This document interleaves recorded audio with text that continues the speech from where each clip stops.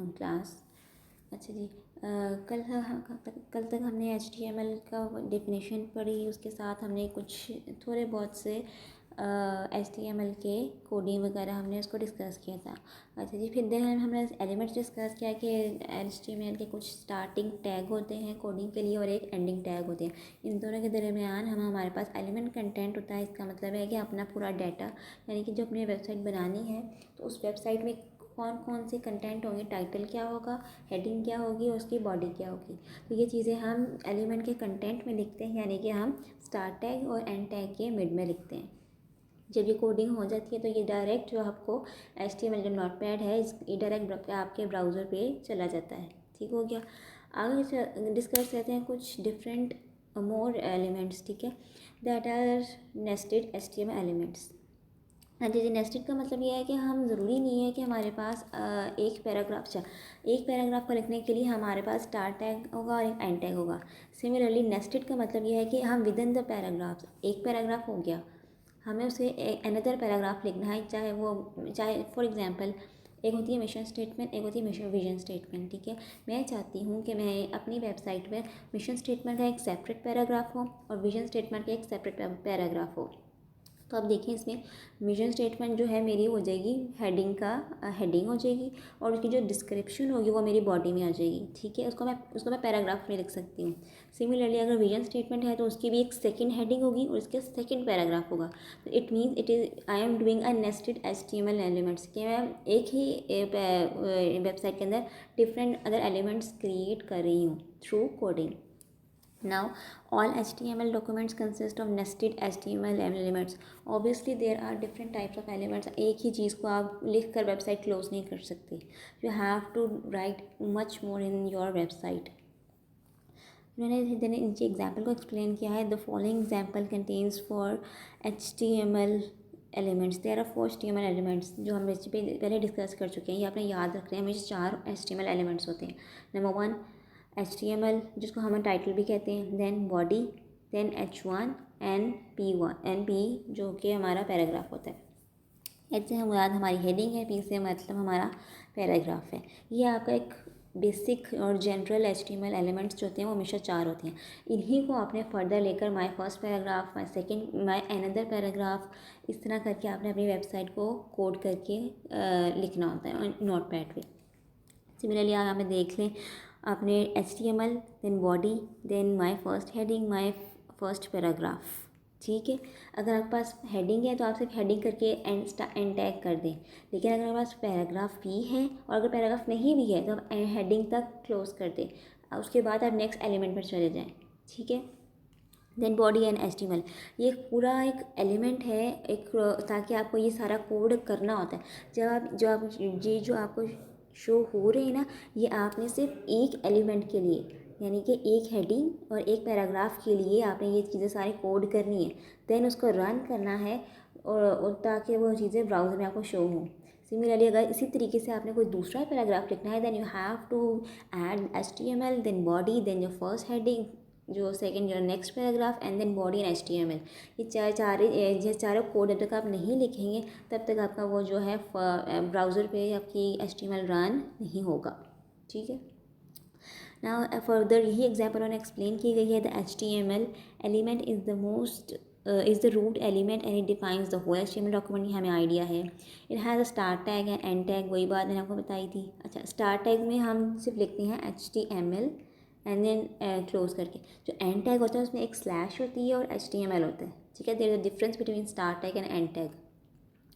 Then inside the HTML element there is a body element. Obviously अगर आपकी body है, description है, तो आप वो लिख लें. अगर डिस्क्रिप्शन नहीं है तो भी आप उसको स्किप कर सकते हैं. ठीक हो गया.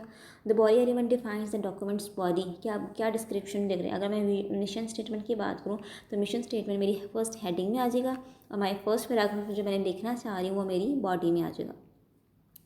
Inside the body element has 2 other elements. ठीक है, H1 माई फर्स्ट हेडिंग, P यानी कि माई फर्स्ट पैराग्राफ. बॉडी को हम पैराग्राफ फॉर्म में भी कह सकते हैं. The H1 element defines the heading. It has a start tag and end tag, and obviously with the P that is a paragraph and it also has a start tag and end tag. You can see here P is the start tag and /P is the end tag. जब तक आप slash नहीं करेंगे वो आपकी and tag नहीं होगी, बल्कि अगर आप स्लैश नहीं डालेंगे तो आपके ब्राउज़र पे वो चीज़ रन नहीं होगी, वो चीज़ शो ही नहीं होगी आपकी। They have written never skip the end tag, ठीक है। /p/h/h1 ये आपने कभी भी स्किप नहीं करना। अगर आपकी सेकेंड हेडिंग है देन H2 आ जाएगा, इधर थर्ड है तो H3 आ जाएगा, ठीक हो गया। Moving towards some HTML elements will display correctly if you forget the end tag, ठीक है। अगर आप एंड टैग नहीं लिखते हैं then you will receive unexpected results and errors में अगर if you forget the end tag. जब तक, जो मैंने आपको पहले डिस्कस किया, जब तक आप एंड टैग नहीं डालेंगे आपके ब्राउज़र पे वो चीज़ रन नहीं होगी, ठीक हो गया। अच्छा जी, फिर है girls empty HTML elements. Empty HTML elements का मतलब ये है, it has means you have no content are called empty elements. आपके पास हेडिंग है लेकिन आपने उसमें कोई भी एम्प्टी एलिमेंट्स नहीं ऐड किए, ठीक है। हमारे पास 4 एलिमेंट्स थे, ठीक है।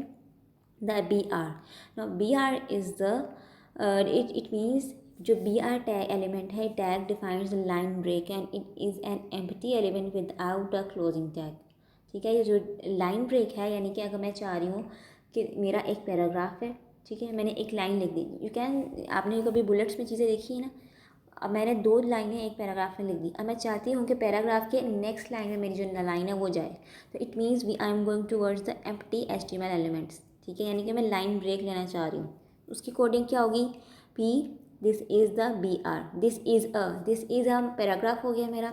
नाउ अब मैं जो बात करूँ paragraph with the line break, ये जो है वो नीचे आ जाएगा। जो डिस्क्रिप्शन है, जो वर्डिंग 3 से 4 लाइन में लिखना चाहती हूँ BR के बाद लिखूँगी, उसके बाद मैं /P के साथ एंड टैग कर दूँगी, ठीक है। दिस इज़ ये मेरा पैराग्राफ है, या आप दिस इज़ में जितना भी लंबा पैराग्राफ लिखना चाहो मैं लिख सकती हूँ।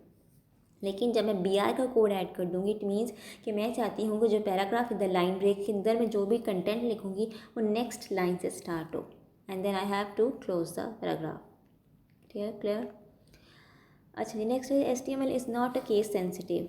Obviously it is not a case sensitive का मतलब यह है कि there is no restriction about the capital letter, there is no restrictions about the small letters, ठीक है। अगर हमें बात करूँ कि P को कोड किया है मैंने, it means the same as a small p। It doesn't matter कि मैं P को अगर P जो है वो कैपिटल लेटर्स में लिख रही हूँ या मैं स्मॉल लेटर्स में लिख रही हूँ, जो कोडिंग है वो सेम रहती है, ठीक है। It is not a case sensitive, it will not create any issue in your in running the HTML, ठीक है। The HTML standard does not require lowercase tags but W3C recommends, W3C school recommends a lowercase in HTML। अच्छा जी, वो ये कहते हैं कि जो अगर आप स्मॉल लेटर्स में लिखेंगे that would be more favourable as compare to the capital letters, ठीक है। बिकॉज आपका जो नोटपैड है या आपके ब्राउज़र हैं, चाहे वो इंटरनेट एक्सप्लोरर है, चाहे वो क्रोम है, चाहे वो फायरफॉक्स है, चाहे वो वो जो भी डॉक्यूमेंट है आपका, वो उसको सपोर्ट कर रहा है, उसको अपडेट कर रहा है, ठीक है। तो इट वुड बी बेटर और रिकमेंड किया है कि आप स्मॉल लेटर्स में अपनी कोडिंग को करें, ठीक है जी। जो W3 स्कूल है it is the basic and easiest website for learning HTML। अगर आपको ये चीज़ें चाहिए तो आप W3 जो मैं लिंक है वो मैं नीचे से लिख दिया है इसका भी, कि W3 वेबसाइट पे जाकर आप खुद कोड भी कर सकते हैं और सीख सकते हैं वहाँ पे, ठीक है। अच्छा जी, HTML टैग रेफरेंस उन्होंने बता दी, वो इन डिस्क्रिप्शन बता दी। HTML है define the root of an HTML document, उन्होंने डिस्क्राइब किया दोबारा से। बॉडी का मतलब ये है कि आप डॉक्यूमेंट की define the document body. H1 से लेकर H6 तक आप अपनी हेडिंग्स को लेकर जा सकते हैं। It defines the HTML headings, कि आप डिफरेंट हेडिंग्स, चाहे वो डाउनलोड की हेडिंग है, चाहे वो link click here to open, आपने वेबसाइट देखी होगी, ठीक है। तो कोई भी अपनी वेबसाइट खोल लें, वहाँ पे डिफरेंट हेडिंग्स होती हैं, ठीक है। कहीं लिखा होता है डाउनलोड, कहीं लिखा होता है क्लिक हेयर टू ओपन, कहीं लिखा होता है if you want to visit that ad. तो these all headings come under these coding. ये कोडिंग हम खुद करते हैं ताकि वो वेबसाइट पे जाकर क्लिक हो सके। For a complete list of available HTML tag visits और HTML tag references, HTML tag reference के आप गूगल करें तो आपको डिफरेंट HTML के जो है ना वो रेफरेंसेस मिल जाएंगे कि बॉडी को कैसे लिखना है, उस पिक्चर्स को कैसे इंसर्ट करना है, किस किस तरीके से आपने उसको एडिशन करनी है, किस तरीके से आपने उस चीज़ को इनलार्ज करना है, अलाइंड करना है, पैराग्राफ फॉर्म में करना है, कलर्स किस तरह चेंज कर सकते हैं अपने फॉन्ट के, ठीक है। There are many other different tag references. अपनी ये जस्ट लाइक ग्राफिक डिज़ाइनिंग, ठीक है, ऑनलाइन आप अपने वेबसाइट को कर रहे होते हैं।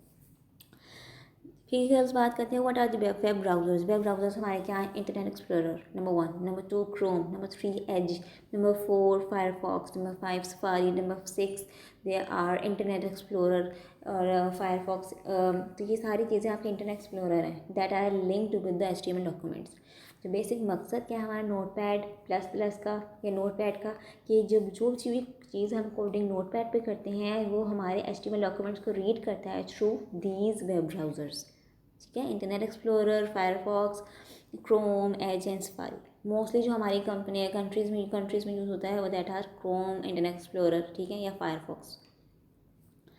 ये इन्होंने एग्जांपल दी हुई है कि हमारा ये index.html के नाम से मैंने एक फ़ाइल क्रिएट की दैट इज़ अ टाइटल, वो मेरा ऊपर शो हो रहा है। ठीक है, ये मेरा index.html, this is my title.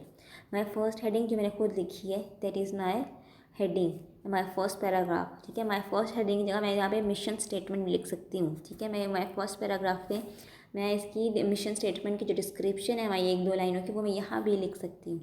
I just have to write this on the notepad. Then comes HTML page structure.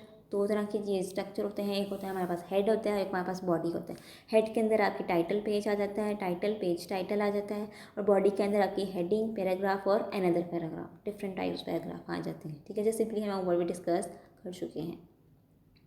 And these remember HTML page structure with respect to objective point of view से इसको याद कर लें आप अच्छी तरीके से कि कंटेंट साइड में हेड के अंदर कौन सी चीज़ें आती हैं और बॉडी के अंदर कौन सी चीज़ें आती हैं। ठीक है, it is important from the objective point of view. अच्छा ठीक है, अब बात करते हैं जी लर्न HTML यूजिंग नोटपैड और टेक्स्ट एडिट। दो तरीके हैं आपके वेब ब्राउज़र को रन करने के लिए। Number 1 is using notepad and number 2 is text edit. Mostly notepad या नोटपैड प्लस प्लस यूज़ होता है। अब जी कुछ लोग बच्चे मुझसे उस दिन भी पूछ रहे थे कि मैम नोटपैड क्या है, एक एप्लीकेशन है, किस तरीके से। या अगर तो आप लैपटॉप यूज़ कर रहे हैं तो आपके लैपटॉप में आप जाएँ, देखें, और ओपन नोटपैड कैसे, अपने कंप्यूटर पे जाएँ, स्टार्ट स्क्रीन पे जाएँ, स्टार्ट में स्टार्ट प्रोग्राम्स एक्सेसरीज के अंदर आपके पास नोटपैड होगा। Just click that. In case if you have not in notepad installed and go to the Google क्या कहते हैं उसको, play store, and then type notepad plus plus. वहाँ पे आके क्लिक करें, उसको डाउनलोड करें, उस पर भी आप अपनी कोडिंग करें and then it will read the HTML document in your web browsers. अगर तो आपके पास आपके लैपटॉप में अवेलेबल नहीं है, और अगर अवेलेबल है तो आप उसी को खोलकर आप कोडिंग करने के बाद आप HTML अपने ब्राउज़र पे जा सकते हैं और अपनी वेबसाइट क्रिएट कर सकते हैं इजीली। फिर आगे वो बता रहे हैं जी ओपन टेक्स्ट एडिट भी एक ऐप है कोडिंग करने के लिए, लेकिन मोस्टली जिनके पास मैक लैपटॉप्स हैं तो वो लैपटॉप्स जो हैं वो इस तरह की ओपन टेक्स्ट एडिट को ज़्यादा सपोर्ट करते हैं। ठीक है, then open a new document to place the code. आपने नोटपैड पर जाके एक न्यू डॉक्यूमेंट को खोल लेना है, जिस तरह आप वर्ड की फ़ाइल खोलते हैं। सिमिलरली आपने फ़ाइल पे जाके सेव कर लेना है, और उसको सेव करने के बाद आपने उसको अपने की कोई भी नेम दे देना है। इन्होंने नाम दे दिया index.html। ठीक है, आपने भी कोई भी अपना नाम, वेबसाइट का जो भी नाम बना रहे हैं जो उसको आपने उस नेम से फ़ाइल को सेव कर लेना। ठीक हो गया, और वो आपकी फ़ाइल जब सेव हो जाएगी तो सेव करने का जो है, जैसे ही आप सेव करेंगे वो आपकी जो है index.html है वो आपके जब वेब ब्राउज़र रन करेंगे तो आपकी जो टाइटल जब जिस नेम से आपने सेव किया होगा वो आपके इस टाइटल पे शो हो रहा होगा। ठीक हो गया। फिर है जी girls there are HTML basic examples. उन्होंने आके डिस्कस किया गया, ये एग्जाम्पल्स है जो हम पीछे डिस्कस कर चुके हैं। ठीक है, HTML documents must start with the document type declaration doc type HTML document itself begins with HTML ends with HTML। उन बात ये चीज़ें रिपीट हो रही हैं आपको बताने के लिए, और ये this is the whole element of first part.